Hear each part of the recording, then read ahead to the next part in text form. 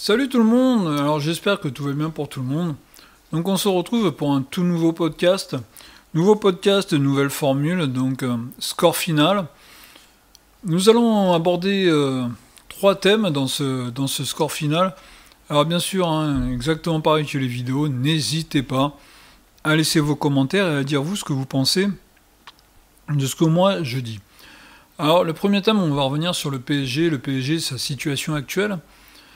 Le deuxième thème, on va parler de Mbappé, de Kylian Mbappé. Et après, on va aller sur l'équipe de France. Donc là, on va commencer tout de suite, on va attaquer avec le PSG. Alors le PSG. Le PSG, on l'a vu cette semaine en Coupe d'Europe. Le PSG s'incline 2-1. 2-1 en toute fin de match. En ayant mené 1-0. 1-0 par un premier but inscrit par Warren Zaïre. Mais le PSG en Ligue des Champions cette année, c'est une victoire à l'arraché contre Riron dans les arrêts de jeu. Une défaite, une lourde défaite contre Arsenal. Un match nul à domicile contre le PSV d'Eindhoven et une défaite contre l'Atlético de Madrid au Parc des Princes. Là, on se retrouve quand même dans une situation bien étrange pour le PSG. Cette situation, c'est la première fois qu'on connaît ça. Au bout de 4 matchs, dont 3 à domicile, on n'est qu'avec 4 points. Ce n'est pas normal, alors qu'il devrait en avoir au minimum 9, si on prend bien les choses. Alors bien sûr, le PSG, chaque match n'est pas mauvais. Au contraire, même ceux qui dominent, là, contre l'Atlético de Madrid, par exemple, sur le dernier match, ils doivent gagner, comme contre le PSV d'Eindhoven aussi. Mais le problème, si vous prenez les buteurs, les buteurs, c'est pas bien compliqué quand même de voir. Nuno Mendes, Hakimi, et bien sûr après Warren Zaïre. Voilà où on en est aujourd'hui. Voilà où en est le PSG. Le PSG, ce ne sont pas les attaquants qui marquent. Au PSG, ce PSG version Luis Enrique, alors j'ai fait une vidéo cette semaine, je vous invite à aller la voir, où je dis que vraiment ce PSG là, de Luis Enrique, est-ce qu'il nous prend pour des cons ou pas, je ne sais pas. Mais voilà, on est aujourd'hui dans une situation qui n'est pas normale. On est dans une situation où le PSG, ses attaquants en l'occurrence, ne marquent pas. On se retrouve avec un Bradley Barcola qui est meilleur buteur de Ligue 1, mais en Ligue des Champions n'a franchement pas le niveau aujourd'hui. N'a pas le niveau pour nous montrer tout le potentiel qu'il a. On l'a vu avec l'équipe de France, on le voit en championnat de France. Mais en Ligue des Champions, pour l'instant, il n'arrive pas à se réinventer. Et Ousmane Dembélé qui reste Ousmane Dembélé qui aurait 20 occasions par match, il les mettrait pas. Ousmane Dembélé qui reste un méga joueur, qui reste un joueur totalement imprévisible. C'est vraiment, là aujourd'hui le PSG est un manque d'avant-centre. Ce manque d'avant-centre il est criard, tout le monde le voit, tout le monde le sait. Alors, on connaît la situation, on sait que l'avant-centre en début de saison c'était Gonzalo Ramos, que Gonzalo Ramos s'est fait blesser lors du premier match contre le Havre. Là, nous n'avons pas entendu le président du Havre se plaindre. Donc là, aujourd'hui, le PSG paye le fait de ne pas avoir voulu recruter l'avant-centre. Maintenant, c'est vrai que tout le monde parle d'Osimhen, mais Osimhen, souvenez-vous qu'à l'époque, le président de Naples, il en voulait plus de 100 millions. C'était quand même un prix exorbitant. Et c'est vrai que Luis Enrique et Luis Campos, ce ne sont pas Nasser. Eux, ils vont pas mettre des prix exorbitants dans des joueurs qui n'en valent pas la peine, même si Osimhen, je pense que là, depuis le début de la saison, il en aurait marqué des buts. Car nous ne pouvons pas reprocher au PSG le jeu. Ce qu'on peut reprocher au PSG, à l'heure actuelle, c'est... Comment dire ? C'est la finition. Le jeu, le PSG joue bien. Le PSG même joue très très bien à l'heure actuelle. C'est vraiment la finition aujourd'hui qui ne va pas, qui ne fonctionne pas. Donc aujourd'hui, le PSG est dans cette situation, car devant, on ne finit pas. C'est vrai que Marco Asensio avant-centre ou Kingsley avant-centre, bon, c'est de la fumisterie, mais c'est du Luis Enrique. Luis Enrique, souvenez-vous, et je le redis bien, et je voudrais que tout le monde s'en souvienne bien, mais souvenez-vous de Luis Enrique, entraîneur. Luis Enrique, à Barcelone, parce qu'on nous parle tous de Barcelone, et lui, il vit sur Barcelone, mais à Barcelone, il passe après Guardiola. Guardiola qui avait monté l'équipe à ce moment-là. Guardiola qui, avec Xavi et Iniesta, avait déjà fait un beau groupe. Et j'ai oublié Messi, excusez-moi pour les amoureux de Messi. Donc déjà, rien que là, il est arrivé derrière et avec quelque chose bien en place. Après, quand il quitte Barcelone, il va à la Roma, ça n'a pas duré à la Roma. À la Roma, il s'est vite fait licencier. Après, il est sélectionné à l'équipe d'Espagne. Souvenez-vous quand même que dans les années 2000, les meilleures années pour l'instant de l'équipe d'Espagne, de la sélection espagnole, le plus mauvais passage, c'est Luis Enrique, sélectionneur. Souvenez-vous de ça. Souvenez-vous de la Coupe du Monde au Qatar. L'Espagne a été pas loin du ridicule quand même, du ridicule pointé. Donc Luis Enrique, il est au PSG. Depuis plus d'un an qu'il est là, on n'a rien vu. Luis Enrique n'a pas apporté une plus-value. Alors c'est vrai qu'il y a un collectif qu'il n'y avait pas avant. Mais avant, quand vous aviez des joueurs comme Messi, Neymar ou Mbappé, ouais, c'était compliqué de créer un collectif avec ces joueurs-là. Là, aujourd'hui, on est dans une autre dynamique, dans une autre façon de voir le football, avec les joueurs qu'il y a actuellement. Après, c'est vrai que la politique des jeunes joueurs, telle qu'on la connaissait avec Luis Campos, c'est quand même autre chose. Alors, cette politique a bien marché à Monaco, a bien marché à Lille. L'an dernier, le PSG est champion de France quand même, ne l'oublions pas. Mais voilà, maintenant, on est vraiment dans la politique jeune et nous allons voir un peu ce que ça va donner. Mais voilà, aujourd'hui, la situation du PSG en Ligue des Champions est préoccupante. En championnat, le PSG a 6 points d'avance et pour l'instant est pas mal. Mais en Ligue des Champions, c'est préoccupant. Il va falloir quand même tirer la sonnette d'alarme. Allez, on va passer à Kylian Mbappé.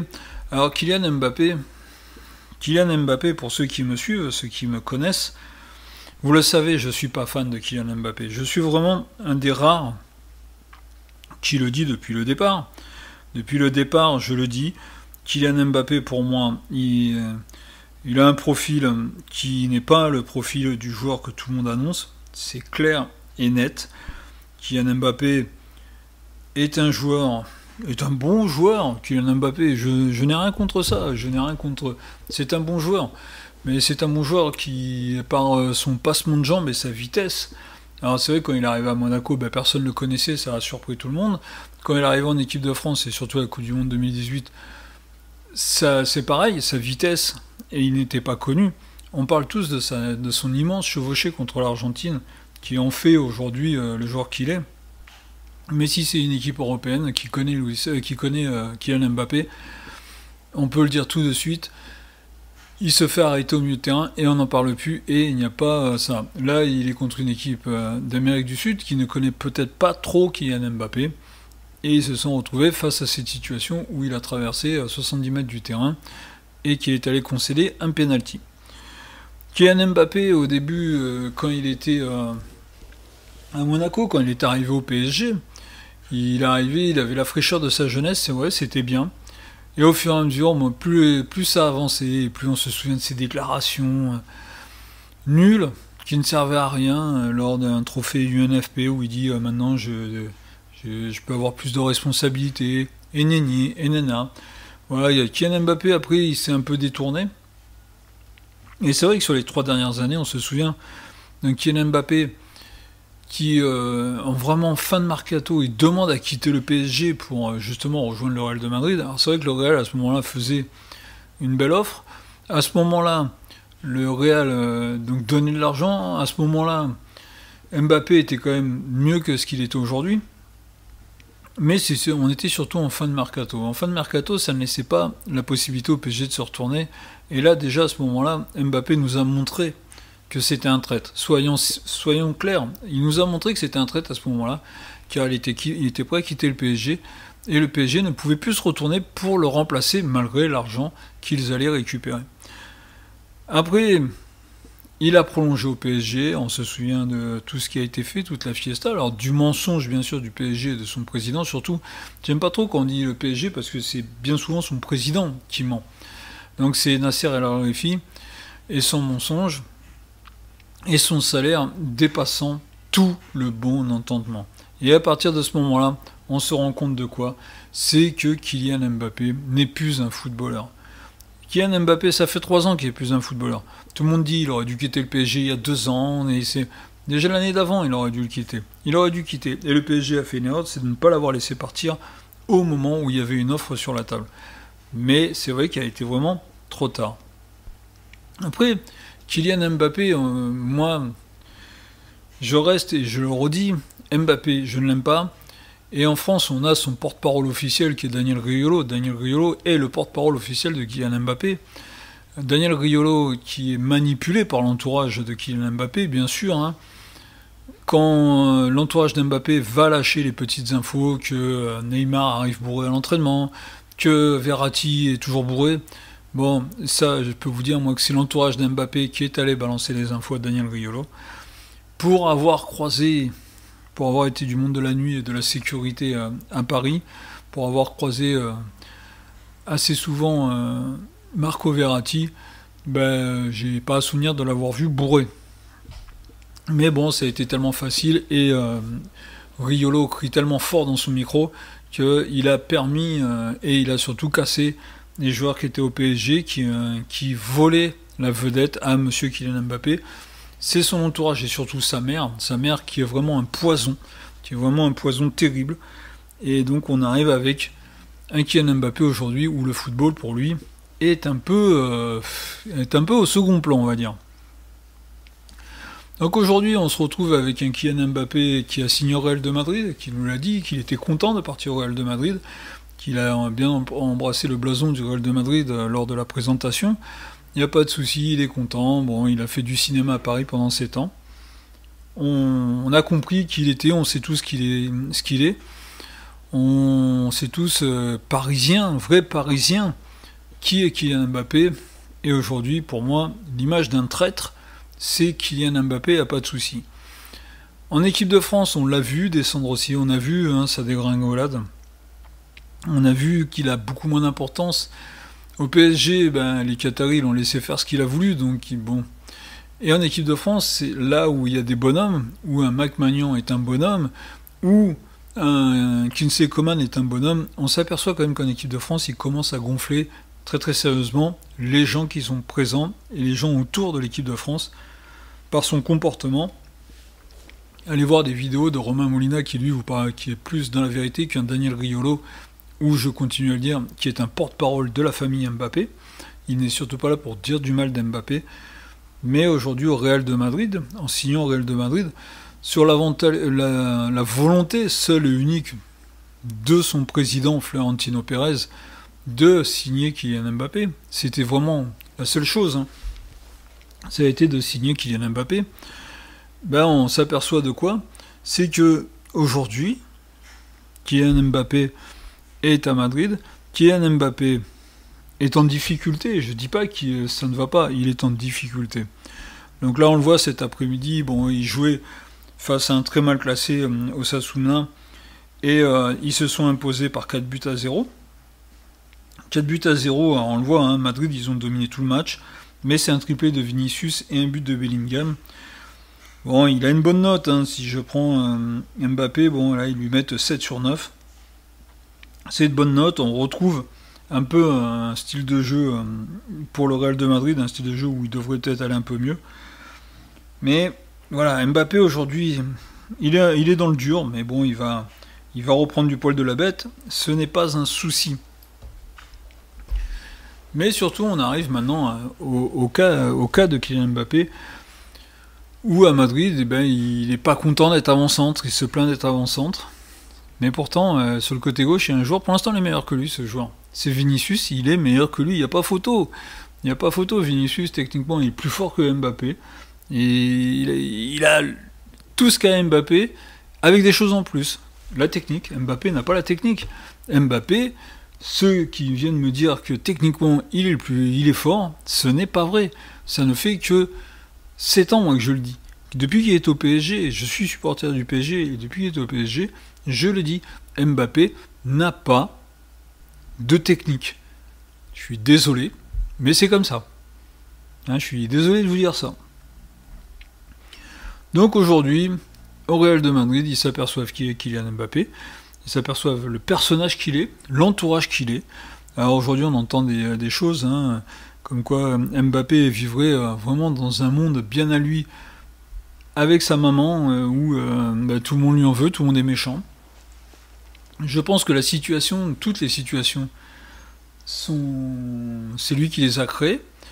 L'an dernier, c'est lui qui a dit qu'il voulait pas prolonger au PSG, souvenez-vous.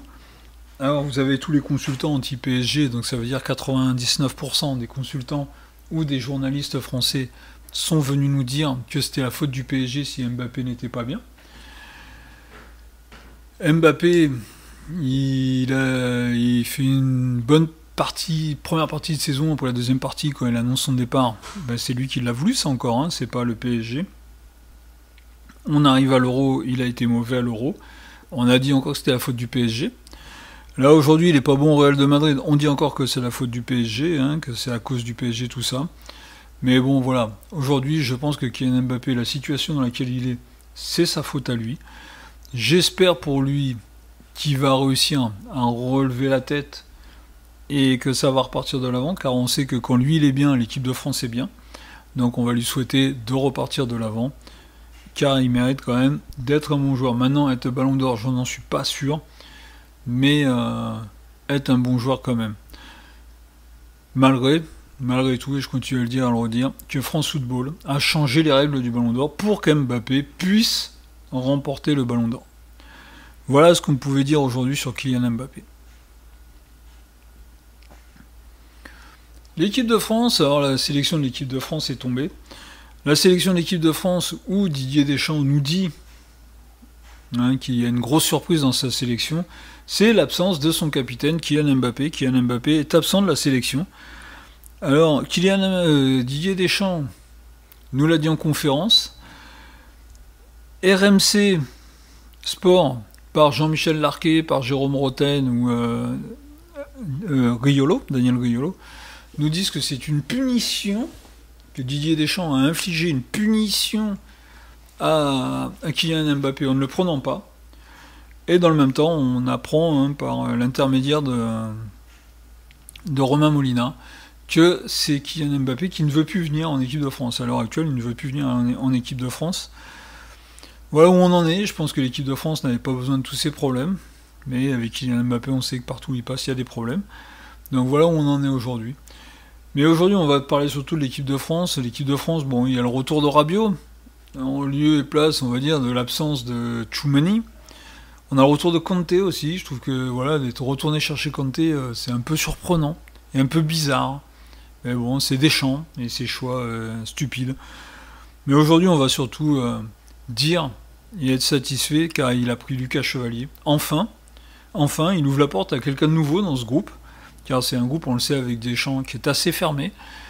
Donc là, il a pris quelqu'un de nouveau, Lucas Chevalier, qui fait un début de saison monstrueux, sans avoir peur d'employer les termes, avec Lille, où on espère que Lucas Chevalier ne va pas être juste là en troisième gardien, mais qui va plutôt être là en deuxième gardien, et qui va même venir chatouiller Mike Maignan, car Lucas Chevalier aujourd'hui a vraiment le niveau pour être le numéro 1 en équipe de France. On voit ce qu'il fait en Ligue des Champions.